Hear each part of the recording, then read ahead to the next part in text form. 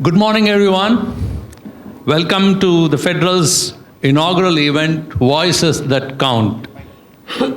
Now, what can be more appropriate occasion for us than starting our journey with two well-known global voices, Professor Devesh Kapur, eminent political scientist, and Professor Arvind Subramanian, eminent economist and former chief economic advisor to Government of India.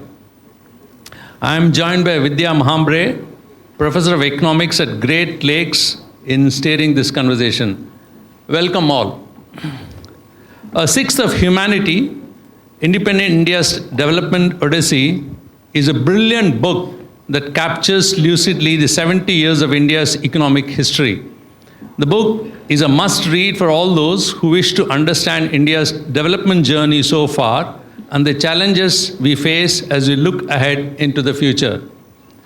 I must say, Ramachandra Guha's two books, Gandhi Before India and India After Gandhi, are my favorites. And similarly, I find A Sixth of Humanity a lucid, comprehensive book that gives a sweep of economic and political developments from 1947 till now. It's buttressed by facts, hypotheses, and arguments. An excellent book. I would recommend all of you must read this. Now, India's story, as described in the book, is one of four partial transformations: nation, state, market, and society. Not failing outright, not quite succeeding to its potential, India has done far better than it might have and not as well as it could have. So I've quoted from the book. So we have struggled to provide basic public goods such as quality schooling, routine healthcare, local infrastructure, and administrative follow-through. On the positive side, I list three major achievements of the Indian state and society. They are: despite extraordinary linguistic, religious, and regional diversity, India has held together territorially and politically for nearly 8 decades. I think it's a tremendous achievement. 2, India has regularly conducted the world's largest election process, resulting in peaceful transfer of power and deepening electoral competition. And you will understand when you look around India, and you will really get a picture why it's so important. 3rd, managed fiscal federalism with center-state transfers, including through finance commissions, and ensured a reasonably stable macro-fiscal architecture. Now I'll begin with the two of you. Can I begin with what are the challenges you faced writing this book? Because one thing is true of India, it's so complex to unravel. Here everything and opposite is true. So you have to negotiate both. So the book seems to have done a great job in doing that, striking a right balance in this polarized political social environment. It gives credit where it is due, and it is also scathing in remarks in places, and yet overall, it has not come out anywhere where you could say that it is partisan in its outlook. I think it's a tremendous achievement. How did you manage that? Arvind, you could go. Well, first of all, we want to thank Federal for initiating this.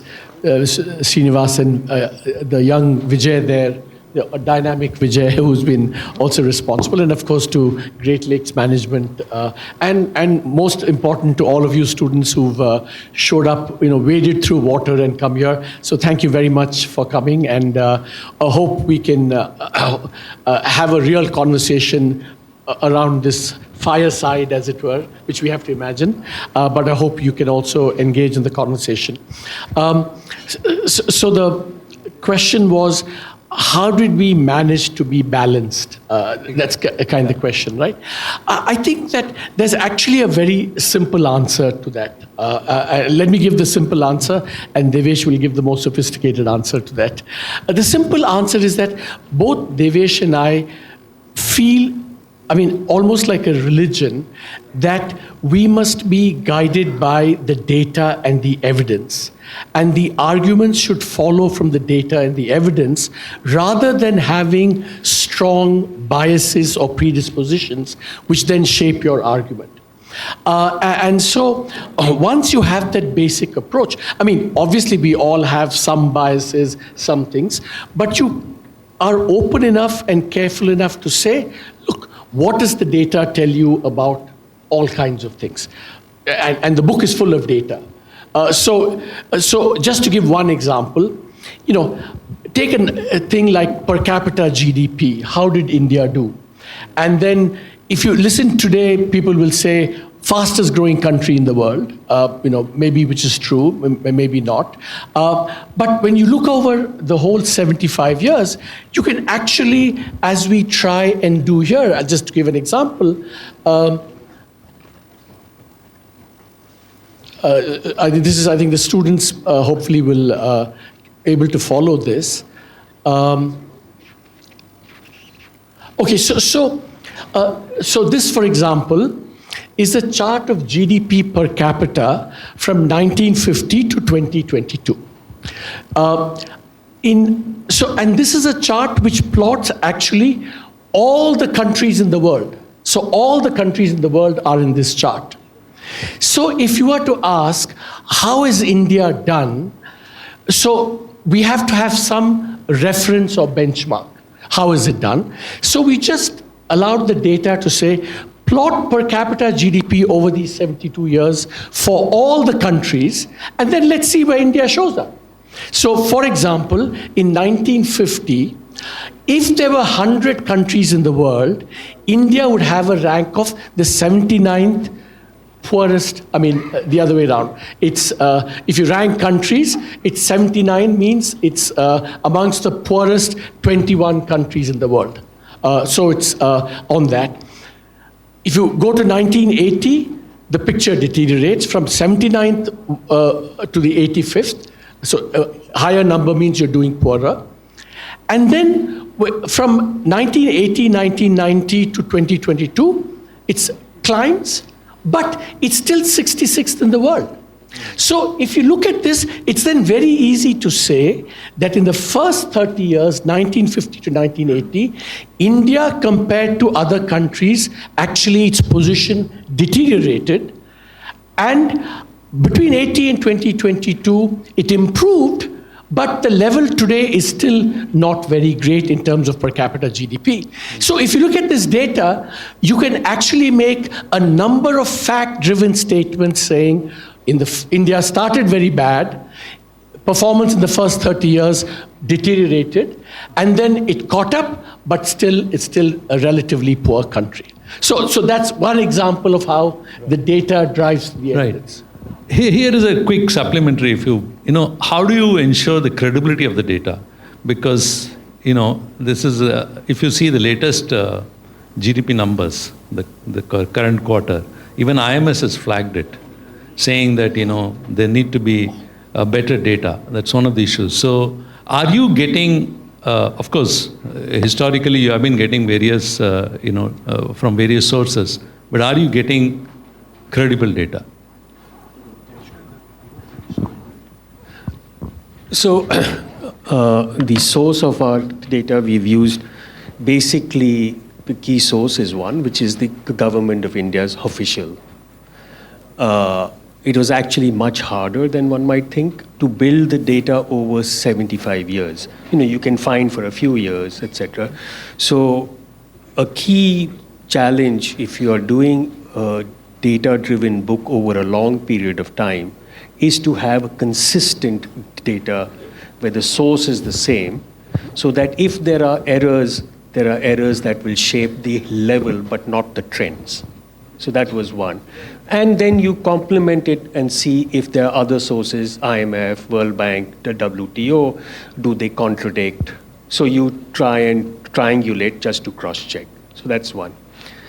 I think just going back to your previous question, I think the other way we try to have a sort of balanced approach was we did not look with the condescension of posterity. In other words, we did not judge the actions of the 1950s or 60s by the lens of today. So we made a very conscious effort, and we put together a database of more than 3,000 official government reports for almost every aspect of the economy at the time when they were written and published, and tried to understand the country as policymakers were seeing it at that time. So what were the challenges they were seeing in 1964 about population or agriculture, etc., rather than judge it with the hindsight of Sir history. And that means that you're not trying to be wiser and smarter with the knowledge that you have now, but actually seeing what were the challenges and struggles they were facing at that point of time to understand the choices they made or they did not. So, and just the third point to add to how the objectivity comes is that, and this was an example, is you always try, because many of the assessments and judgments that you have to make have to be against some benchmark. You know, some you can say objectively good, bad, but many indicators have to be relative. So one of the other things which is a choice that we made in the book is that wherever possible, we would not just compare how India did over time, but compare it with how other countries fared over time as well, and then do both a comparison within India across time and across countries across time. And so that also lends a certain discipline and an anchor to the judgments that you make. And one small point is that, so when you do that cross-country, by definition, we use cross-country data from publicly available and widely acknowledged as reliable data. So this data, for example, comes from a historian called Angus Maddison, who compiled painstakingly over 30 years, compiled data for every country in the world for every point in time. And then, as Devesh said, and this is something we were very careful about, that we would check, cross-check, cross-validate all the data that we had. Yeah, I'm sure. So, even the annexures in your book run over 100 pages. So lots of data in it. Interesting, yeah. Yeah, so if we stay with this graph, as you rightly said, and the countries which we plot here, like South Korea, China, Indonesia, none of them had full democracy. And as you call in your book, India went for, your term precocious democracy, universal franchise at a very low level of income. So one question is, was it, and you answer in the book that partially, is it when you have to build consensus and so on, that it is going to be a slow process? It is simply not possible to grow as fast as, these other countries. And more importantly, as initially was mentioned, we have done very well as a state in one-time big projects. So maybe eradication of polio example you gave, and electoral process was mentioned, and more recently building digital infrastructure. So state seem to be doing well in these one-off things, which are some kind of targets. So is our state good at in those campaign kind of a things, but bad at, consistent service delivery, and why is that so?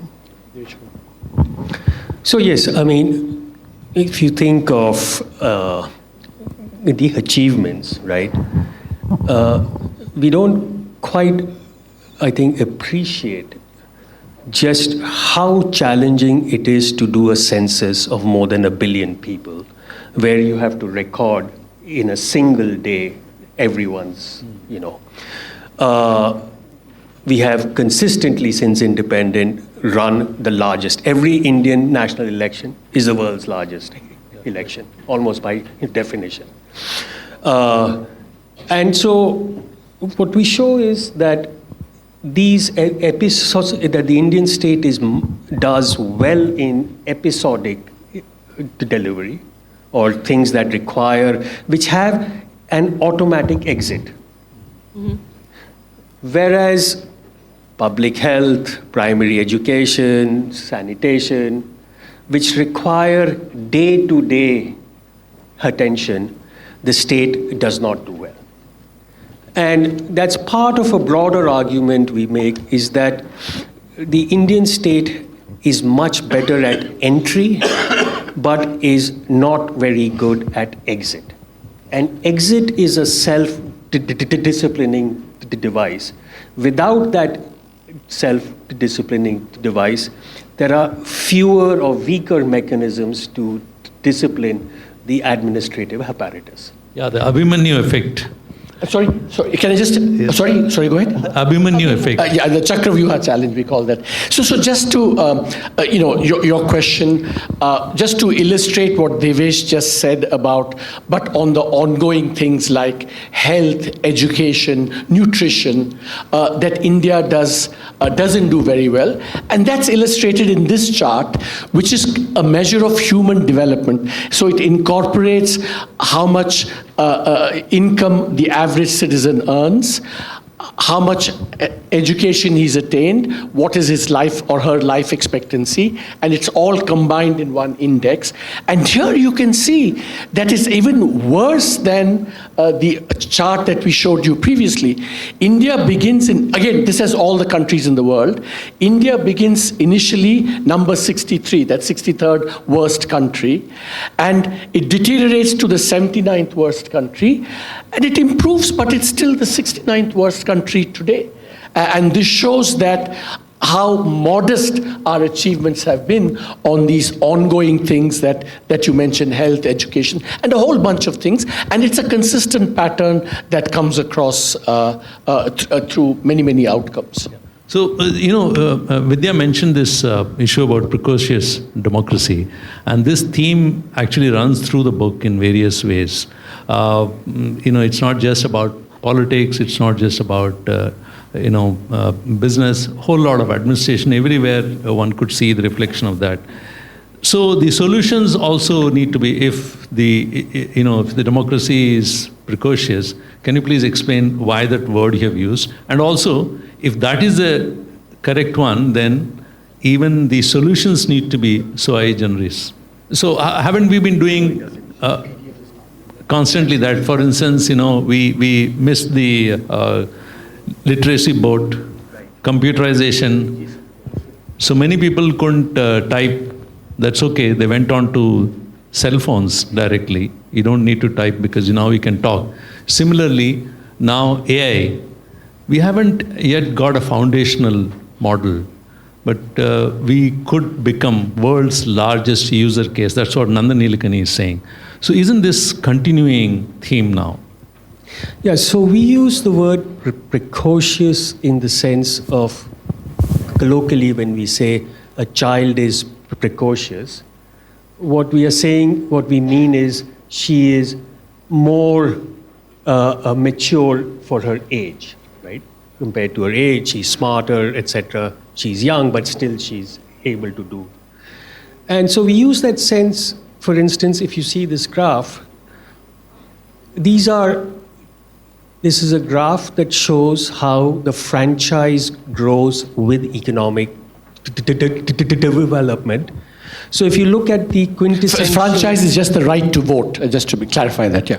So if you see the US and UK, which is the quintessential Western model of development, you see on the x-axis is per capita income, on the y-axis is the democracy, the expansion of the franchise index.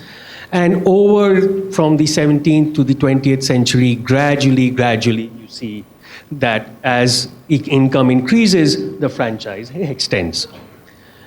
A second model is Korea, Taiwan, and in those cases, economic development comes before and only after they've achieved a certain level of sort of middle income that they extend full universal franchise. The third model is China, where of course they have grown so rapidly, but there is no universal franchise. India, as you see, is really exceptional. It started off gave universal franchise at a very low level of income. That's the sense in which we use the word precocious, right? It was very distinctive in that the political development preceded economic development In most other countries, it was either concurrent or it followed. But there's your question actually touches upon another aspect of precociousness, which is on the economic side and the structural transformation side. So there are many ways of illustrating. Yeah. There are many ways of illustrating that. See, typically what happens to all successful countries is they first do a lot of agriculture, then from agriculture, all the labor moves into manufacturing, producing more and more manufactured goods and finding organized sector employment. And then after a certain point, their wages rise so much that they can no longer produce manufacturing competitively, and then they turn to services. So that's the typical pattern of development seen in the successful cases, both of the West, US, Japan, but also the more recent countries that developed, China, Korea, Taiwan. India, just as Devesh said, India was a politically democracy before development. Economically, India was precocious, was that it defied this pattern and it has done much more services than manufacturing. In fact, India has underperformed on manufacturing, reflected in the fact that the share of employment in manufacturing in China, Korea, and Taiwan at the peak was even 35-40% of the labor force. In India, it has never exceeded 7 to 10% of the total manufacturing. And that actually leads to your question, was there a problem with this? We're very proud of our IT services.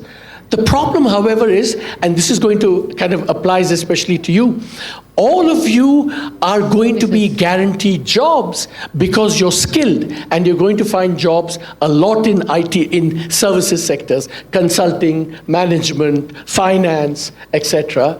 But as you graduate and get your jobs, remember that the vast majority of the labor force in India is unskilled, and the Indian economy has not been very good at providing enough manufacturing, low-skill, productive jobs for the vast swathe of the labor force.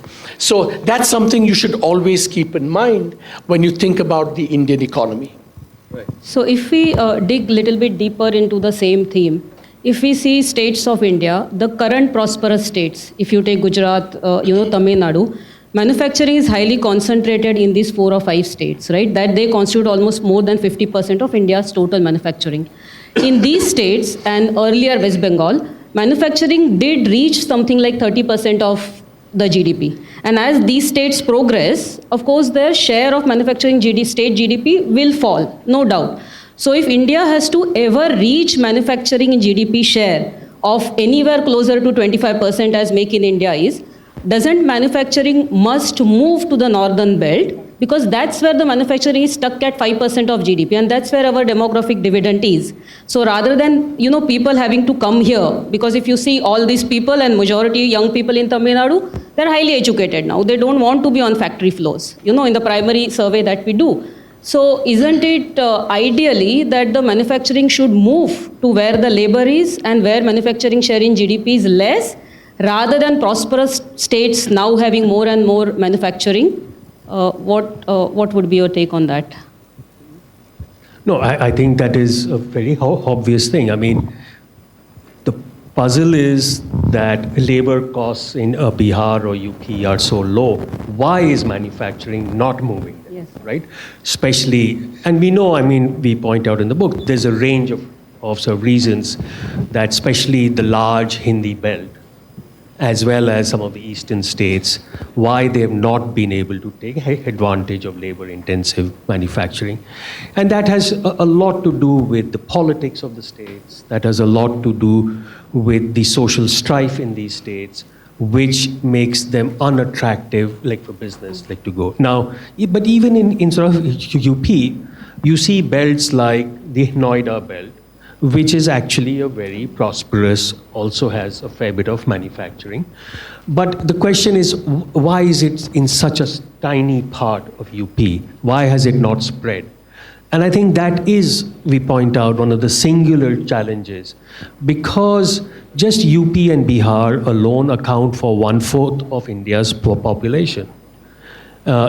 In fact, we say that the title of the book is 1/6 of humanity. UP is 1/6 of India. And if 1/6 of your country is going to do badly, it's going to drag down the rest of the country.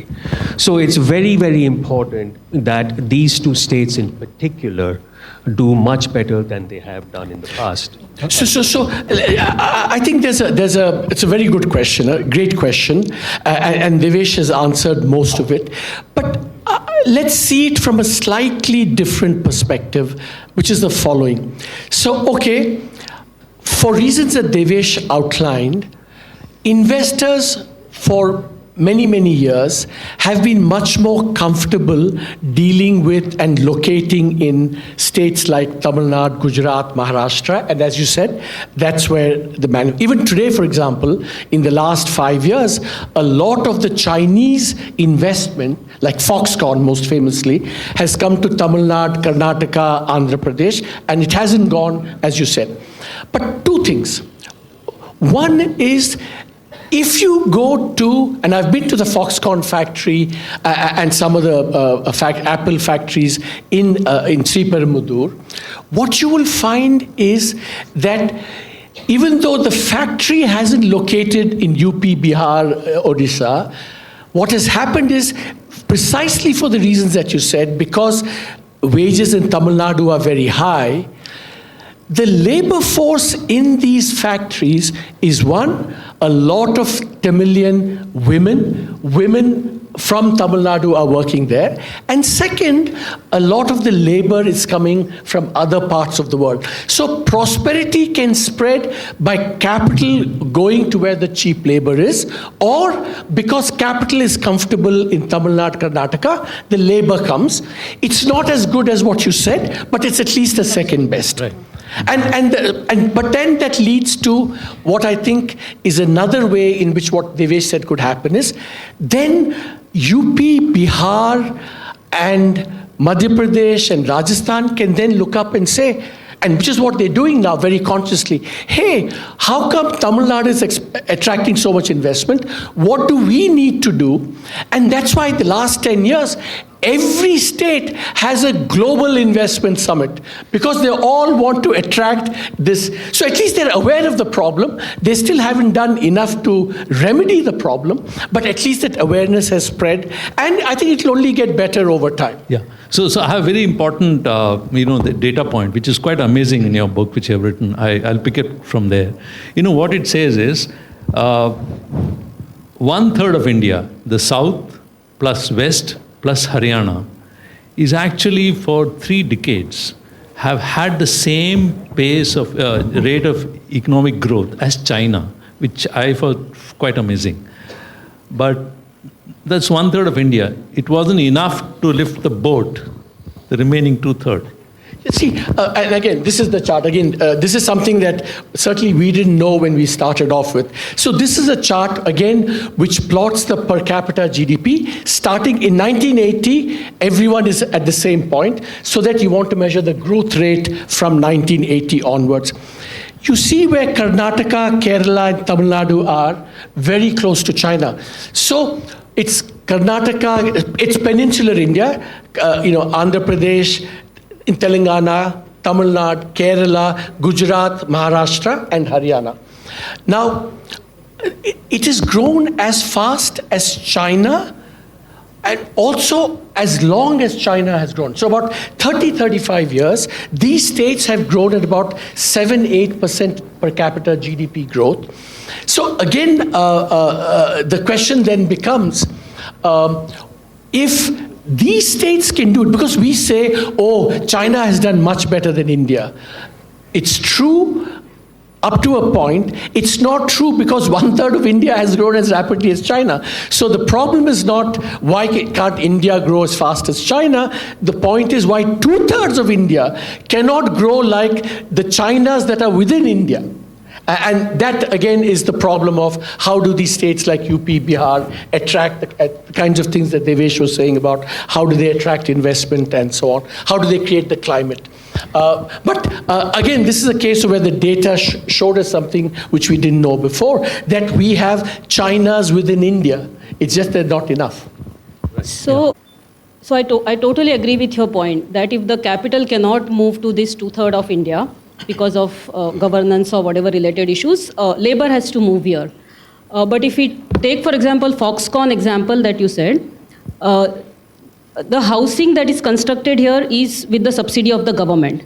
So one of the things which I think it wasn't possible simply to cover in the book given the the size, but I think the urban housing or semi-urban housing in India is a crucial challenge, I feel, because if the labor has to come here, virtually there is no family housing at all available for migrant labor as of now.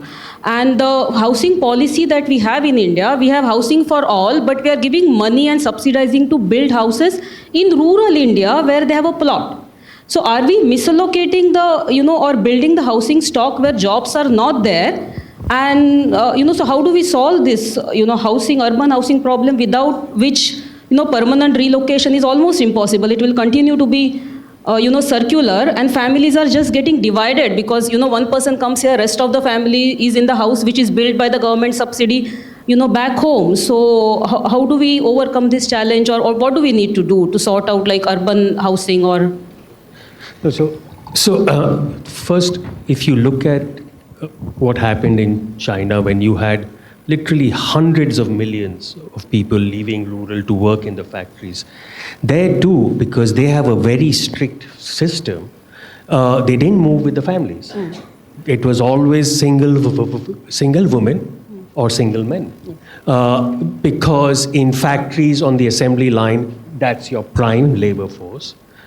Now, in India also, we forget, in the first half, in the late 19th century to the 1920s, 30s, when you look at the cotton textile mills being built in Bombay and Ahmedabad and the jute mills in Calcutta, it was all migrant labor, a lot from the north, and there was housing built for the labor that was coming. So this is not something new. Now, you're absolutely right that especially to attract, especially for female labor, having dorms for housing is absolutely key. But you can argue, this is a sort of a policy thing. Should that be built by the factory or the government? No, one. But which government? The central government, because the housing scheme you are talking about is a central government subsidy. Whereas both, I think a lot of state governments are also. equally. But I think if state governments want to attract factories, this is the sort of policy they need to think about, is to build and say, we'll find the land and help build the housing to accommodate the migrant labor. So just one, before we see, let's be absolutely clear that this migration, permanent migration, cannot be a solution to this problem in the long run. Because, we've seen around the world, India is wonderful in that it's one market and, labor can move freely. But even within India, there are limits to how much a state is willing to absorb migrants from other countries and from other states. So the line which I like to use always in this, as a Tamilian, I feel this: Bal Saheb Thackeray was anti-Tamil before he was anti-Muslim. In the 1960s, a lot of the Shiv Sena thing was targeted against Tamils, I think. And it's now, many states are saying, jobs only for locals, for example, right? So migration as a way to solving the manufacturing and growth problem is not a permanent, and it's only also up to a point. Beyond a point, all the usual political problems will arise. Yeah, that's true, because there is a wage difference. So they also complain that migrant laborers are willing to settle at lower wage. We'll skip that. We'll go to the next question, which, since we are federal, it's very important for us to raise: center-state relations. especially non-BJP ruled states are very upset with the center on two issues. First, let me take the issue of allocation of funds. They seem to think that there is some kind of an internal aid mechanism where the well-off states are constantly funding those receiving states, and they are largely in the north. So there is a certain, dissonance over that, and the states in the south keep raising it. Also, the related fact which they keep pointing out, which is factually right, is that social indicators are far better. Their outcomes in terms of population control and education are far better. So they are feeling that they are kind of the question is, are they being punished for performance? How do you look at it? So I'll begin and then you. So one is, as you know, Srinivas, that this is a really old issue. This is not new. If you remember the Sarkaria Commission, this whole thing of over-centralization, first of all, it was built into the Constitution. The center always had much more fiscal levers than the states.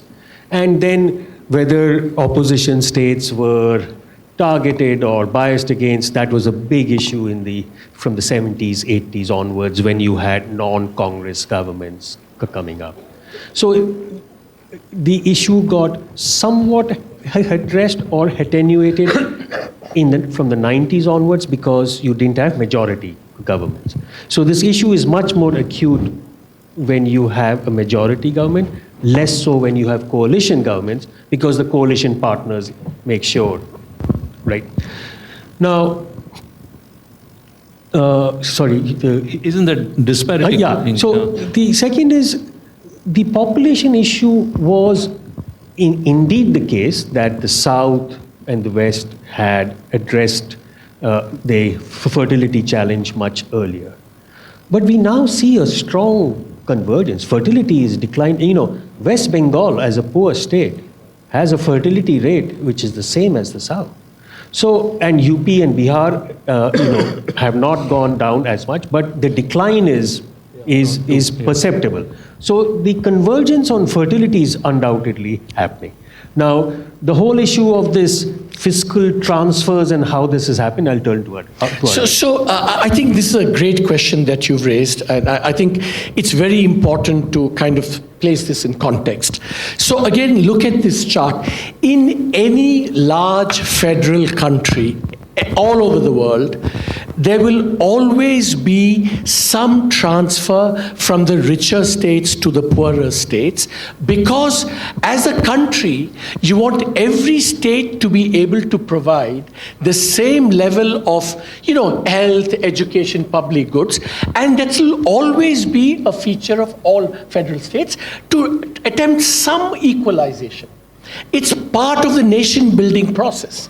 And this chart shows that actually over time, the transfers to poorer states have been high, but also rising over time.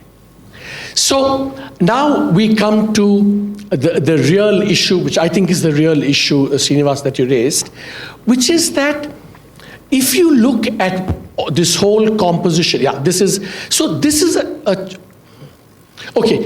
is the chart on fiscal transfers. So above the horizontal line, those are regions that get more money, fiscal transfers from the other states, then they generate from their own tax revenue, from their own GDP. So they are beneficiaries. Their transfers exceed their contributions. Below are the other way around, the donors, those whose contributions exceed transfers. Now, the first interesting point to note is, the beneficiaries are not just the Hindi heartland states, but also the eastern states. But the largest beneficiaries are the Hindi heartland. But in terms of the donor states, what you will see from this is that the largest donors in some appropriately measured way is not the South. The South is a donor, but it's the West and Haryana that are the biggest donors. So while there are, donors and beneficiaries, the South is not the one that is paying the most. That's the first point. But the last point I want to make is the real problem here is the following. It's the fact that these transfers are rising consistently over time and don't seem to incentivize good performance and penalize bad performance. That's the heart of it.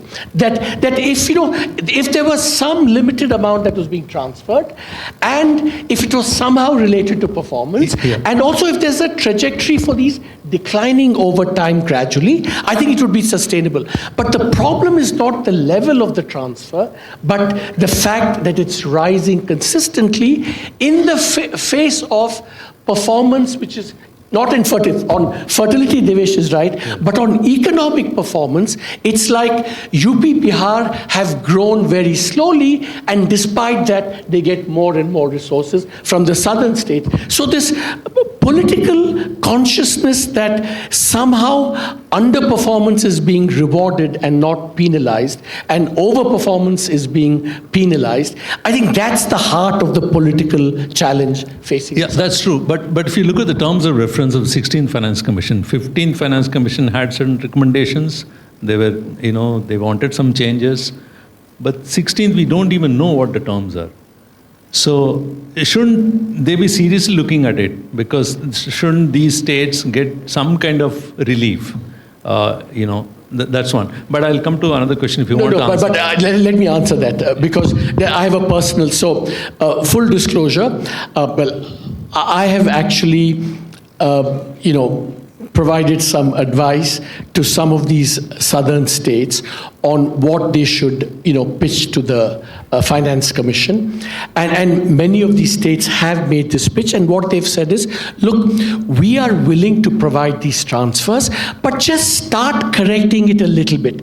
Make this, if we are doing well economically, don't make us give all the resources to the states in this rising manner. Put a check and make it start declining over time. That's broadly the advice, and they've embraced some of these. So let's see if it comes out in the Finance Commission. So we don't know whether the terms of reference of the new commission have accepted. Now, Devesh, an interesting question related to this is, sorry Vidya, I'll take this. No, go ahead. So the issue here is political, as he says. Now, isn't that in a way also limited to another fear which is coming, the delimitation issue? Because again, this is related to population. So the delimitation basically, if I have to explain it quickly, the boundaries of parliament and assemblies are going to be redrawn. And that is going to be based on the basis of the population. And since the southern states have managed population better, they feel that the representation could reduce, and therefore their power at the center, the political power. And that's a very crucial question. So how do you look at it? So as you know, there was a political compromise. So the Delimitation Commission, what the Indian Constitution says, is that after every census, seats will be reallocated based on the population in the census. And this is not unique to India. All federal systems, the US is facing the same thing. The northeastern states are losing population, which are more Democrat. The southern states are gaining population, which are more Republican. After every census, more seats are moving south, which has a national level consequences. So in 1971, there was a compromise to freeze the number of seats to 25 years. When that time came in the early 2000s, again, the decision was taken to freeze till 2026, right? So basically to wait after the 2021 census. So basically we kicked the can down the road. Now, a cardinal principle of the democracy is that every individual's vote should have equal weight. That is clearly not the case. Today, a voter in the South has much greater weight. So if you want to really think about one of the most basic tenets of democracy, which is everyone is equal. Clearly, everyone is not equal now.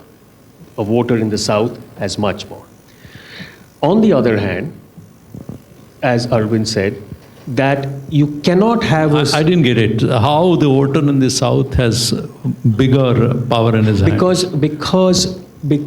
the per MP constituency, there are far more voters in the North than in the South, right? So to that extent, right? The voters per seat. Right. Yeah. So I think where you cannot have a situation where the South has both fewer seats and is making greater fiscal transfers. So the compromise that needs to be reached is the balance. Either the South gets its political representation is maintained despite declining populations, so that the overrepresentation per voter is greater, but the fiscal transfers, as Arvind said, may not, while they will not go up, will continue.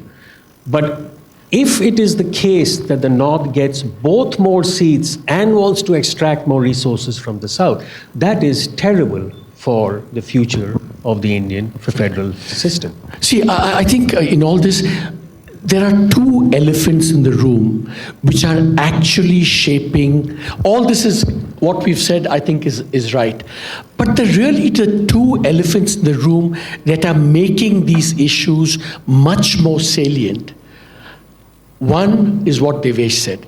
If the party in power is going to centralize and is going to kind of, say, impose the language,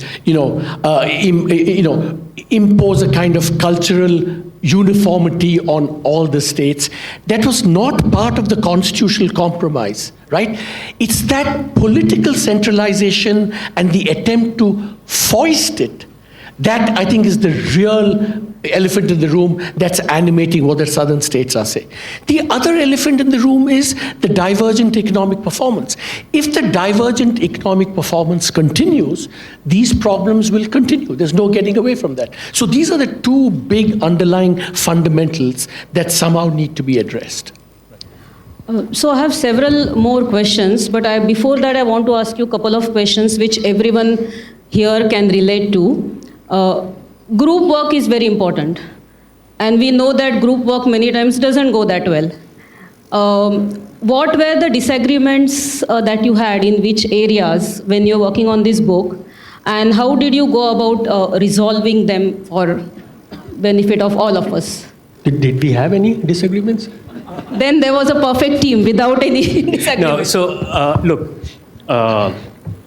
Miss, any of the issues, say when you're doing the historical, the performance? Look, fundamentally, if you're working as a, on a book like this, I think fundamentally you have to trust your co-author, so that when, different chapters, both of us would write the first drafts, he would write one, but then we would give that draft to the other person who could change it in whichever way. Mm-hmm. And you would not, he would explain why, etc. But you had to completely trust the other person that if they completely changed it, that was fine, because you were going to do the same, right? So I think trust is fundamental to anything. But to trust, beneath that, you have to also have deep respect for the other person, right? I think these were the two things. So, of course, we had lots of disagreements. It's innumerable.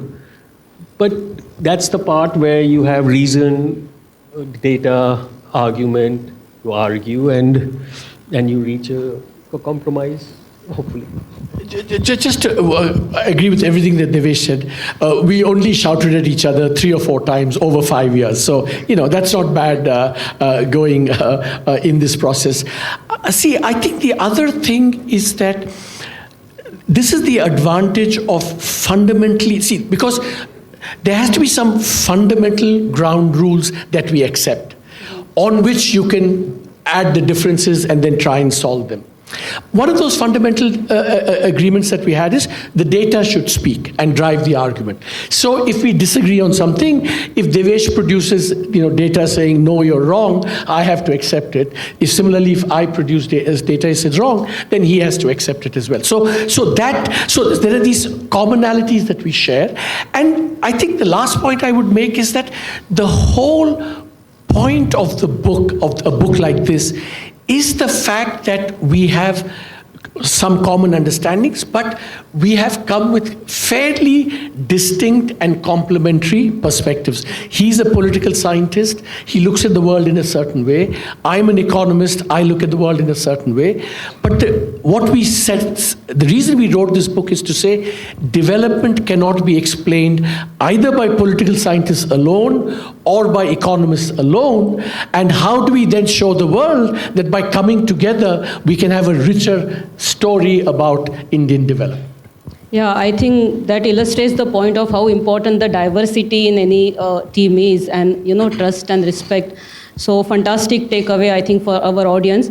Second question that I have, which maybe you talk a lot about the institutions, of course, in the book, and India's institutions are weak and so on. Suppose institutions were to become perfect in India, given that many are headed in different industries and different roles. If the institutions were to become perfect, which is the firm, or maybe that is too narrow, maybe which is the industry that will lose out the most, and which are the industries which will gain the most in India? I mean, so let me give you a... maybe you could explain institutions. Institutions are, things like the judiciary or the RBI, or the election commission. So that kind of units that function according to certain rules and procedures, and have some norms, and the value of these things is that they impart a certain, legal certainty, an environment of certainty, so that investors can be happy and comfortable investing. So you asked a very good question. So the question was, if institutions were to improve, which industry would be affected? I'm going to give a slightly trivial example, but I think it has a broader point.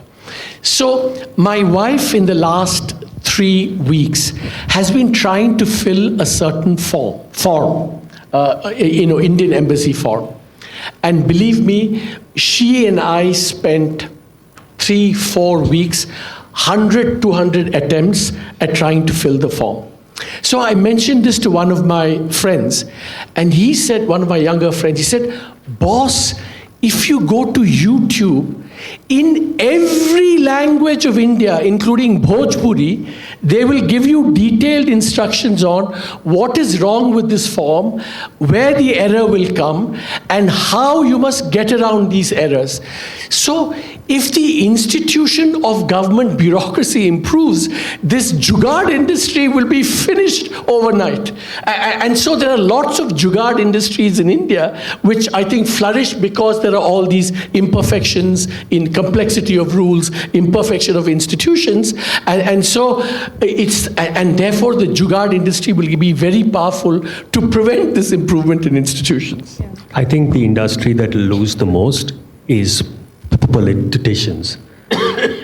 Politics in India is today a business, and it is that business that thrives on imperfect institutions, and that is the sector that will be the most adversely affected, which is precisely why there is no incentive by politicians to improve institutions. Yes, indeed, totally agree. You were talking about the underperformance by the different states and so on. So that way, if we think about underperformance of industries, one of the industries you talk about is India's banking sector, and how the public ownership of the banks. So we agree that there is underperformance, no doubt. There was financial repression for most of the time period, and so on and so forth. But nonetheless, private banking really hasn't found the solution of majority of India's poor. Right? The charges still remain the high. If you don't have Janadhan, a normal bank account, there's a minimum balance that is required. When we talk to poor people here, essentially they get penalized for not maintaining. So private banking is still quite expensive. NBFCs, microfinance institutions, all of them still depend on the banks.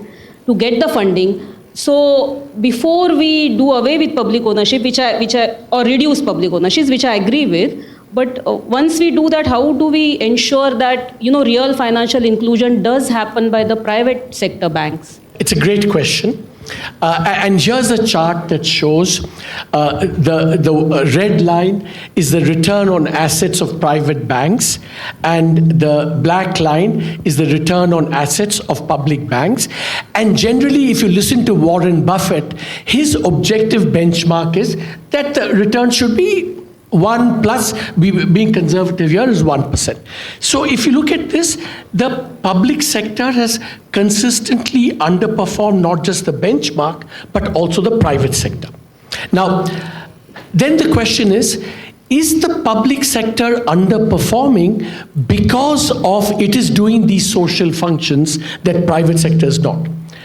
The first order answer to that is no. In principle, priority sector lending, SLR, all these regulations and objectives that the government has are imposed equally on the public sector banks and the private sector banks. Right? So in that sense, this comparison of public and private is broadly not unfair. However, it is the case that historically, because when the banks were nationalized in '69, the public sector banks did a lot of branch building and extension and reaching the poor in a way that probably the private sector banks would not have done. So I think that is right. So I think we should come up with measures. But here's the conclusion I would take away from this, is that we can separate ownership from and find other instruments to target the people that we want to do. So the problem in India is that once you say public, there are no standards to which you're held because there are multiple objectives. If you say, as you say, oh, returns are low, they say, no, but we fulfill this social objective, we had this other objective. And that's why Y.V. Reddy calls this joint family banking, because he says joint family, nobody knows who's doing what and nobody cares, So that's accountability mechanisms become weak. So the answer to your question is, yes, there is a problem of inclusion, but we must have, especially now with cash transfers and universal basic income, we can find instruments to better achieve those objectives, but don't overload this on everyone. Yeah. So before we go to question and answer session, one last question I would like to ask. So we started with nation building. So where is this India's nation building project moving? If you look at overall these 75 years, you have a broad view. What you have listed is you haven't offered any solution. That's you're holding back. But you do point out that urban collapse, that's you use as a metaphor, air pollution in Delhi. But then you're also trying to point out the whole lot of problems are there. One, of course, freebies. The other important issue which we haven't touched in detail here is social and religious tribes, which is a kind of this thing. Again, it could hold back growth. So can you give an overall view of how do you look at the future now? So one of the things after such a big book, we end the book by being expressly saying, we have no prescriptions to offer. Because, Arvind would have a list, I would have a list, and everyone has a laundry list. That wasn't. We just had one recommendation, which I think pertains to your thing on nation building, which is to ask the government to have the equivalent of the Hippocratic Oath, do no harm. And I think when you think of the nation building project, I think you all perhaps really do not realize how hard it is and how fragile it can be. Therefore, it has to be really, really handled with sensitivity and care. And any attempts in which you try and ram through things without getting a broad consensus, which is in the sense the essence of what the democracy means. Democracy is not just about elections or institutions. It's about norms. And one of the single most important norms of democracy that matters for nation building is the norm of self-restraint. The norm that if, despite you having power, you will still be talking to people who don't have power, you will still engage them, you will still talk to them, you will still listen to their ideas, and you might even learn something from them. I think if that lesson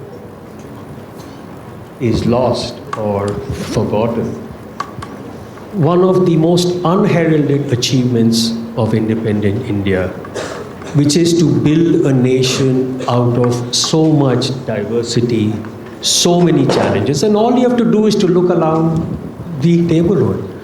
The constituent parts of British India, Burma, Ceylon, Pakistan, all of them have had so much strife, civil wars, all of that.